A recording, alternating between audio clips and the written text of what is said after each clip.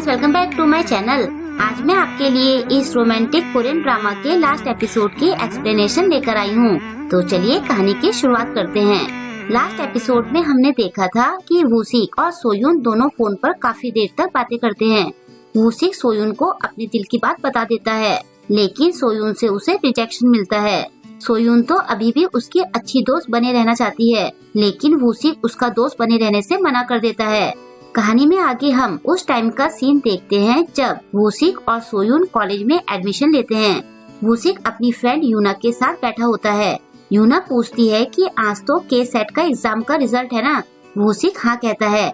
यूना पूछती है कि लास्ट ईयर तो तुमने भी के सेट का एग्जाम दिया होगा, क्या तुमने उस टाइम अपनी कोई विश लिस्ट बनाई थी जो तुम कॉलेज जाने के बाद पूरा करना चाहते थे? वूसिक कहता है कि मुझे तो अब ध्यान आया कि अभी तक मैंने कुछ भी नहीं किया। यूना पूछती है कि वैसे तुम के सेट के बाद क्या करना चाहते थे?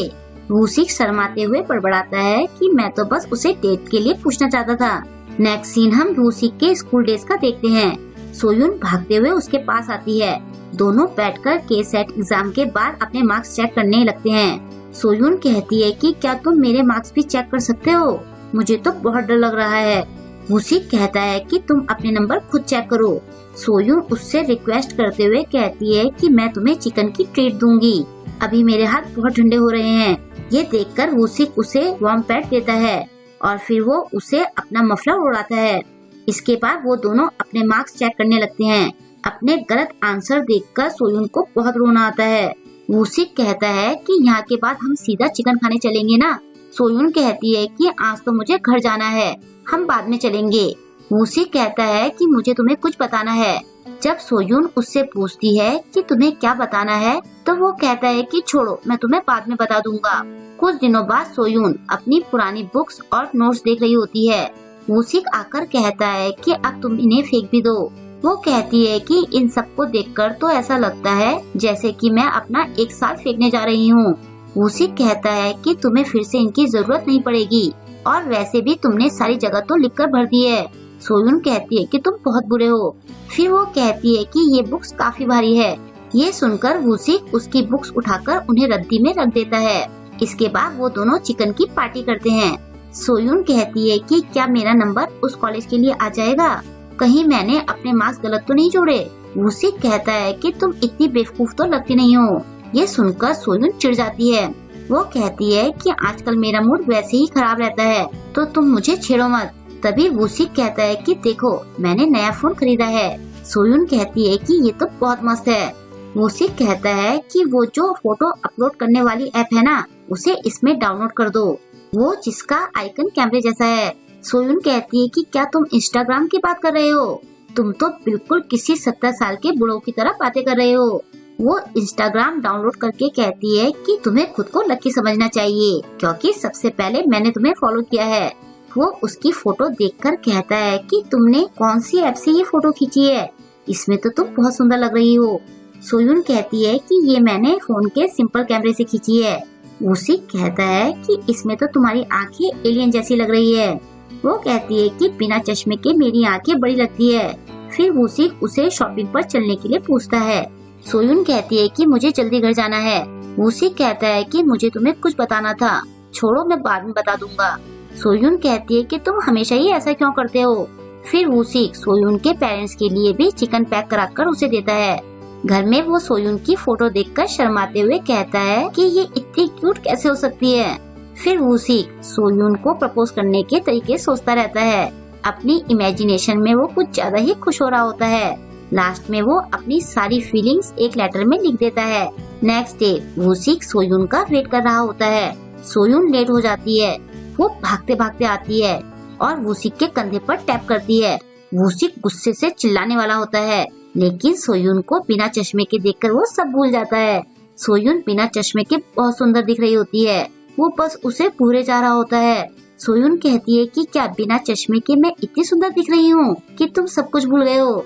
वो कहता है कि तुम्हारा फेस बिल्कुल ब्लैंक दिख रहा है। सोयून उसे छेड़ते हुए कहती है कि शायद तुम पिटना चाहते हो।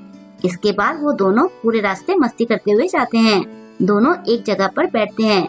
सोयून कहती है कि अब हम दोनों सच में बड़े हो गए हैं, मैं तो कॉलेज में धमाल मचा दूंगी।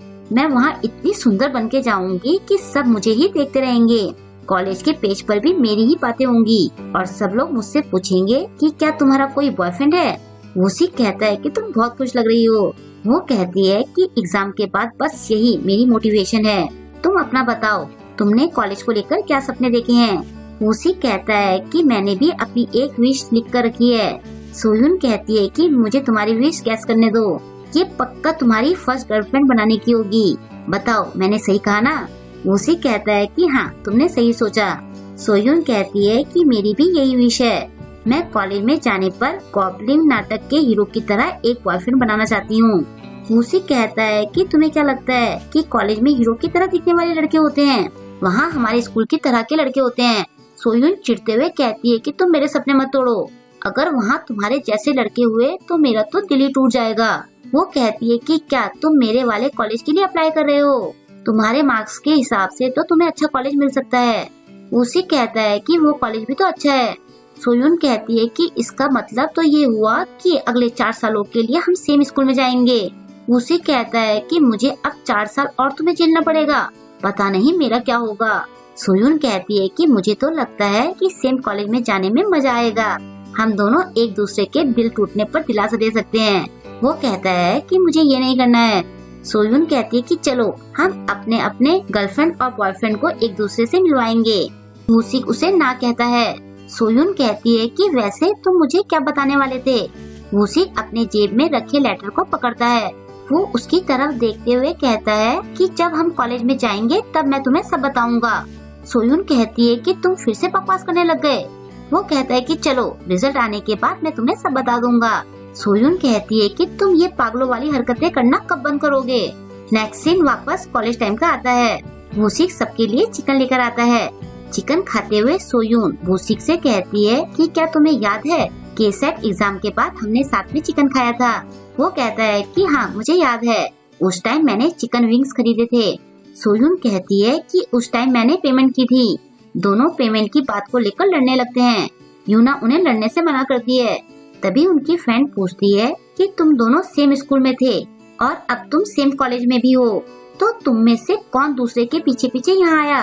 ये सुनकर यूना भी जवाब का वेट करने लगती है। सोयून कहती है कि मैंने तो पहले से ही ये कॉलेज चुना हुआ था।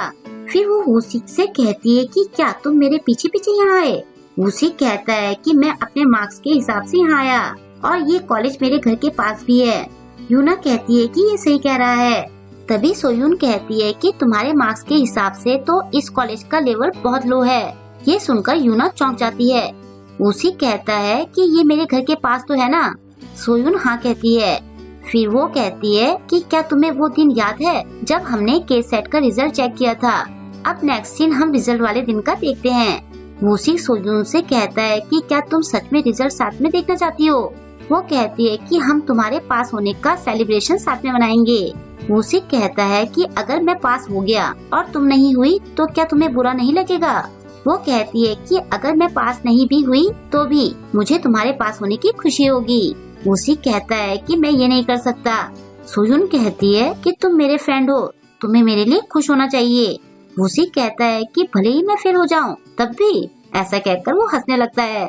प्रेजेंट में उनकी फ्रेंड पूछती है कि क्या फिर तुम दोनों साथ में पास हुए। सोयून वूसी को मारते हुए कहती है कि केवल यही पास हुआ था, मेरा नाम तो वेटिंग लिस्ट में था। वूसी कहता है कि तुम्हें तो पता है ना कि मैं कितना इंटेलिजेंट हूँ। अब हम दोबारा केसेट रिजल्ट का सीन देखते हैं। वो दोनों अपना रिजल्ट चेक करते हैं। सोयून बहुत उम्मीद लगाए हुए होती है लेकिन उसका नंबर नहीं आता। वो जोर जोर से रोने लगती है। वूसी सोयून को हक करके दिलासा देना चाहता है लेकिन उसमें इतनी हिम्मत नहीं होती है। इसके बाद वो दोनों कॉलेज में आ जाते हैं। वूसी कभी सोयून से अपने दिल की बात नहीं कह पाता। सोयून का एक बॉयफ्रेंड बन जाता है और वूसी उससे दूर होने लगता है। अगर वूसी थोड़ी हिम्मत करके कभी सोयून से अपने दिल की बात कह देता तो शायद आज वो सोयून के साथ होता, लेकिन ऐसा नहीं था। बाद में ज्यादा ड्रिंक करने के बाद सोयून के पास बैठकर वो अपनी फीलिंग्स पर काबू नहीं रख पाता और सोयून को किस कर देता है, जिससे सोयून भी कुछ समझ नहीं पाती। कुछ दिनों बाद जब वो सोयून को कॉल करता है तो सोयून उसे कहती है कि मैं तो हमेशा से ही तुम्हें अपना एक अच्छा दोस्त मानती हूँ और कुछ नहीं। ये सुनकर उसका दिल टूट जाता है। सोयून तो अभी भी उसकी अच्छी दोस्त बनी रहना चाहती थी, लेकिन वो मना कर देता है क्योंकि उसके लिए इतना कुछ होने के बाद सोयून को किसी और का होते देखना इम्पॉसिबल था। वो सोयून से हमेशा के लिए अलग हो जाता है और यहीं पर इस ड्रामा की सैड एंडिंग हो जाती है। इस ड्रामा से हमें ये समझ में आता है कि अपनी फीलिंग्स को ज्यादा टाइम तक भी दबाकर नहीं रखना चाहिए, वरना बाद में पछताना पड़ सकता है। वन साइडेड लव हमेशा अच्छा नहीं होता, क्योंकि अपने प्यार को किसी और का होते देखना हर किसी के बस की बात नहीं होती। आई होप कि आपको आज का ये ड्रामा पसंद आया होगा। आपको आज का ये ड्रामा कैसा लगा कमेंट करके जरूर बताएं और वीडियो को लाइक और शेयर करना ना भूलें। अगर अभी तक आपने मेरे चैनल को सब्सक्राइब नहीं किया है तो प्लीज मेरे चैनल को सब्सक्राइब कर लें और लेटेस्ट वीडियोस की नोटिफिकेशन पाने के लिए बेल आइकन को प्रेस करना ना भूलें। मिलते हैं जल्द ही नेक्स्ट ड्रामा के साथ। Thank you.